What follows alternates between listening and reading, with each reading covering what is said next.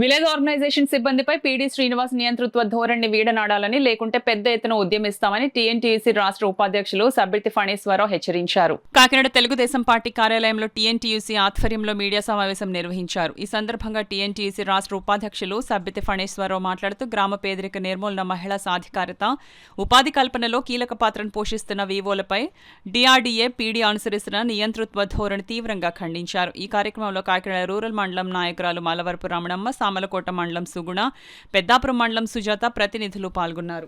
ప్రప్రథమగా కాకినాడ జిల్లా వేదికగా మరి ఇవాళ వివోఏల యొక్క సర్వసభ్య సమావేశం ఏర్పాటు చేయడం జరిగింది. అదేవిధంగా కాకినాడ జిల్లా డిఆర్డీఏ పీడీ గారు మరి వివోఏల్ని గందరగోళంలో ఆయన నెడుతున్నాడు మానసికంగా. మరి మొబైల్ బుక్ కీపింగ్ మీరు చేయొద్దు, అలాగే లోన్లు మీరు ఇప్పించడానికి లేదు, శ్రీనిధి మీకు సంబంధం లేదు,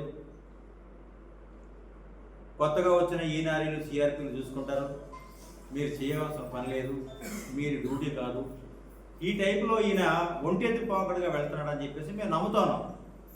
ఆంధ్రప్రదేశ్ రాష్ట్రంలో ఏ జిల్లాలో లేనటువంటి ఈ క్రియేటివిటీ యాక్ట్ ఇక్కడ తీసుకున్నాడు ఆయన. ఈ శ్రీనివాసరావు గారు ప్రభుత్వానికి వ్యతిరేకంగా పనిచేస్తున్నారని నేను నమ్ముతాను. ప్రభుత్వానికి చెడ్డ పేరు వచ్చే విధంగా, కార్మికుల్లో అభద్రతా భావం కలిగే విధంగా ఆయన వ్యవహార శైలి ఉందని నేను నమ్ముతాను.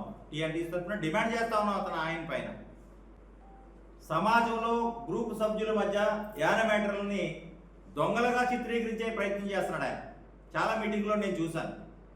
ఈ కాకినాడ జిల్లాలో మీరు వ్యవహరిస్తున్న తీరు ప్రకారం చూసినట్లయితే ఈ 36,000 మందిని ప్రభుత్వానికి వ్యతిరేకులుగా తయారు చేద్దామని అనుకుంటున్నారా? ఇది వైసీపీ ప్రభుత్వం కాదు సార్. చంద్రబాబు నాయుడు గారి నాయకత్వంలో కూటమి ప్రభుత్వం. మీరు ఇంకా వైసీపీ వాసనలో ఉన్నారని అర్థమవుతుంది కొంతమంది సీసీలకి. కాకినాడ రూరల్ వేదికగా ఆ వాసన వదులుకోకపోతే మిమ్మల్ని సస్పెండ్ చేసేదాకా మేము వదలమని చెప్పేసి టీఎన్టీసీ తరఫున మేము హెచ్చరిస్తున్నాం.